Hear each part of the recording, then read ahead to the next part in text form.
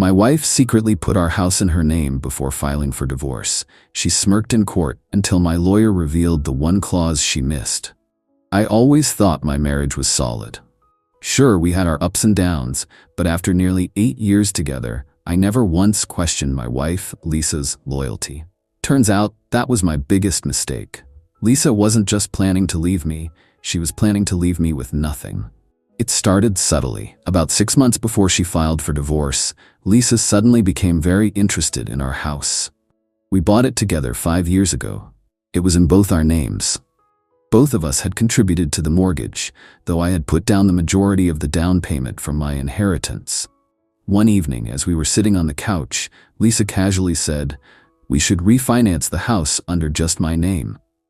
I frowned. Why would we do that? She gave me a perfectly rehearsed answer. "It'll be easier for us financially. I have a better credit score than you, so we can lower the interest rate." It sounded logical at first. She did have a slightly better credit score than me, and sure, lower interest rates meant lower payments. But something felt off. I pushed back. "But wouldn't that mean taking my name off the deed?" She waved it off, completely unbothered.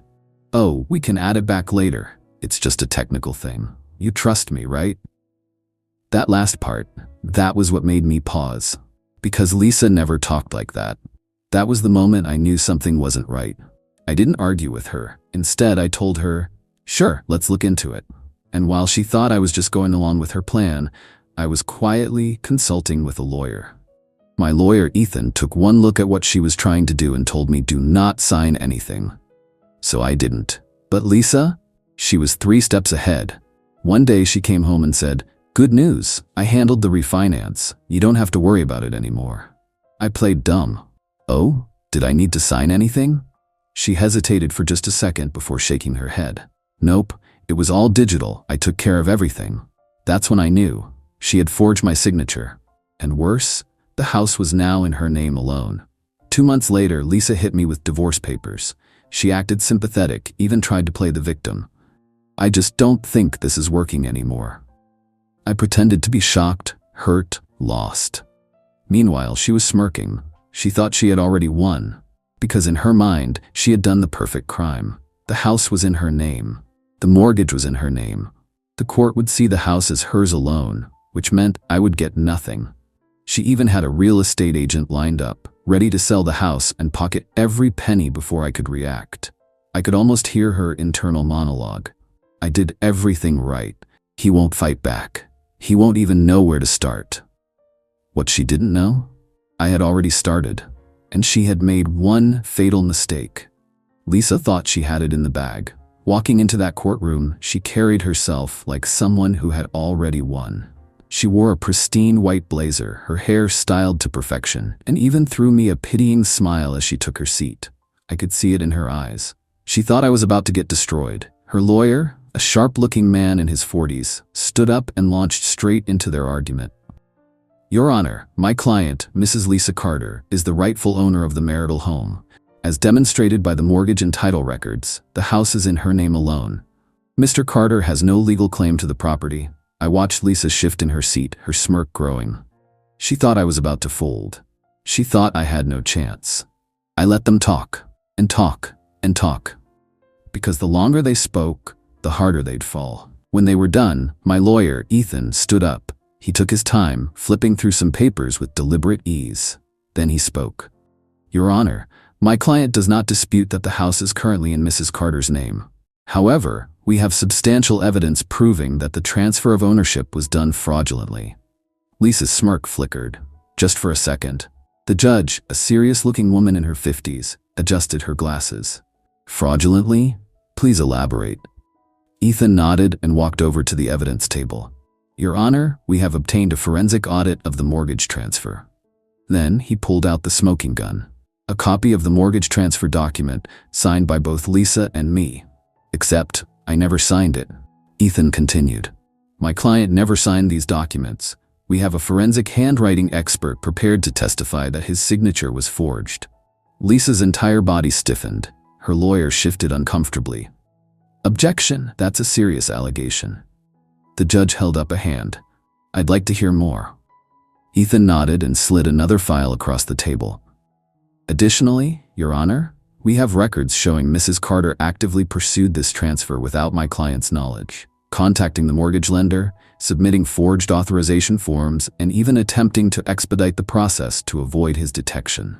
I risked a glance at Lisa. Her face had completely drained of color. That smugness, that confidence, gone. She opened her mouth, probably to stammer out an excuse, but her lawyer spoke first. Your Honor, we need time to review this. The judge cut him off. I'm not finished. Then she turned back to Ethan. Continue. Ethan nodded and pulled out another file. Your Honor, not only did Mrs. Carter illegally transfer the house into her name, but she also violated the prenuptial agreement in doing so. Lisa whipped her head toward me. She forgot about the prenup. Ethan continued. Our prenuptial agreement clearly states that any major financial decisions regarding joint assets require both parties' written consent. This fraudulent transfer is not only illegal, but it also voids any claim Mrs. Carter has to spousal support, as per Section 4 of our agreement. Lisa's lawyer looked like he was about to have a stroke. Lisa? She looked completely wrecked. Because that meant not only was she losing the house, she was walking away with nothing. Lisa wasn't going to go down quietly. She leaned forward, her voice shaky but defiant. This is ridiculous. The house is in my name. The court will still rule in my favor, I finally spoke. Actually, Lisa, the court won't have to rule on anything. She turned to me, blinking. What? I let the silence stretch, let her squirm. Then I leaned in slightly. Because I'm suing you for mortgage fraud and financial damages. So even if you had won today, you'd be drowning in legal fees for the next 5 years. The courtroom was silent. You're bluffing, Ethan smirked. Actually, we've already filed the lawsuit. You should be getting served any moment now. And right on cue, the door opened. A court officer walked in, walked straight up to Lisa, and handed her an envelope. Lisa's hands shook as she opened it. Her eyes scanned the page. Then she snapped. You can't do this to me, she shrieked. I deserve that house. The judge slammed her gavel. Enough. Lisa immediately shrank in her seat. The judge took a deep breath before delivering the final verdict. Given the overwhelming evidence of fraud and contractual violation, the court finds in favor of Mr. Carter. The house will be returned to his name immediately, and Mrs. Carter will be responsible for all legal fees and any pending fraud charges. Boom. Game over. Lisa? She sat there, staring at nothing. Her lawyer, realizing they had lost spectacularly, started quietly gathering their things. Me? I just smiled. But Lisa wasn't going down without a fight. Even after the judge ruled against her, even after she was served with my lawsuit in real time, she still tried to claw her way out of the mess she created. At first, she sat there, frozen. Her hands shook as she clutched the lawsuit papers, her breathing shallow like she was about to pass out. Then, the switch flipped. She exploded. You can't do this, she screamed, bolting up from her chair. I put everything into this marriage. You owe me something. The judge slammed the gavel. Mrs. Carter, sit down or you will be removed from the courtroom. Lisa turned, wild-eyed, toward her lawyer. Do something. Her lawyer? He was already packing up his papers. I almost laughed. Even he knew she was done for. But Lisa wasn't giving up. She spun back toward me, teeth clenched, voice shaking with rage. You think you're so smart, don't you? I kept my face neutral. I think I protected myself from a scam artist. Her nostrils flared. You set me up. I leaned back, tilting my head. Lisa, you forged my signature. That's a felony. You did this to yourself. That's when I saw it, the exact moment she realized she was actually screwed. Up until now, Lisa thought this was just a bad divorce case gone wrong. She figured she'd lose the house, but move on. But financial fraud, forgery, a lawsuit that could leave her in debt for years, she hadn't planned for that. Lisa took a deep breath and switched tactics.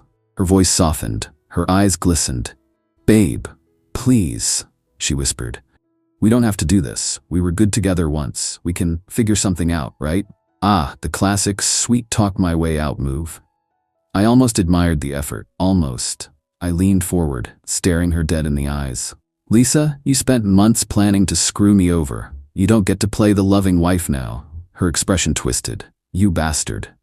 There she was. The real Lisa. The judge, who had been watching this disaster unfold with obvious irritation, sighed. Mrs. Carter, since you refuse to compose yourself, let me be clear. This case is settled. The property is to be immediately transferred back to Mr. Carter's name, and given the evidence of fraud, your financial claims are null and void." Lisa's face twisted into horror. Additionally, the judge continued, "Given the severity of this case, I will be forwarding the evidence of signature forgery to the district attorney's office. They will decide whether to pursue criminal charges." Dead silence. Lisa's mouth opened. No words came out. She had lost the house, the money, the power. And now, she might be facing actual criminal charges. Her lawyer stood up, clearing his throat. "Your Honor, in light of this ruling and my client's behavior, I would like to formally withdraw from this case." Lisa whipped around. "What?" "Mrs. Carter," he sighed, "I can't represent someone who actively committed fraud. You're on your own." And with that, he walked out. Lisa? She stood there, trembling, completely, utterly alone. Lisa turned back to me, her eyes wide, her chest heaving like she was about to cry. "You did this to me. You ruined my life." I stood up, slowly buttoning my jacket. "No, Lisa, you ruined your own life. I just made sure you didn't ruin mine too." She let out a guttural scream and collapsed into her chair, sobbing. I didn't wait around to see what happened next. I just turned and walked out of the courtroom, and let the doors slam shut behind me. A few weeks later, Lisa tried to fight the fraud charges, but she had no case. She was found guilty and ordered to pay fines that wiped out her savings. Her dream of selling the house for profit? Gone. Her reputation? Destroyed. Her real estate agent refused to work with her, and even some of her friends cut ties. She lost everything because she was greedy enough to try and steal what was never hers. One day, I drove past the house that was legally mine again, and who did I see? Lisa. Dragging her last suitcase to a cheap rental across town. She glanced up, saw me sitting in my car. I rolled down my window. "Nice place? Lisa, looks cozy." Then I drove off without looking back.